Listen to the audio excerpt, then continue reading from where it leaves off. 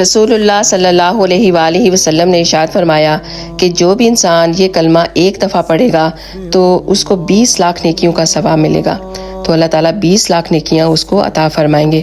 سبحان اللہ، آپ بہت خوش قسمت ہیں کہ اگر آپ اس ویڈیو کی مدد سے ہی اگر ایک دفعہ پڑھ لیں گے نا تو اللہ تعالیٰ آپ کو 20 لاکھ نیکیاں عطا فرما دیں گے۔ قیامت کے دن انسان ایک ایک نیکی کے لیے ترسے گا، یہ آپ کو پتہ ہے نا، تو اس ویڈیو کو بالکل بھی سکپ مت کیجیے گا، ضرور دیکھیے گا۔ وہ کلمہ کیا ہے؟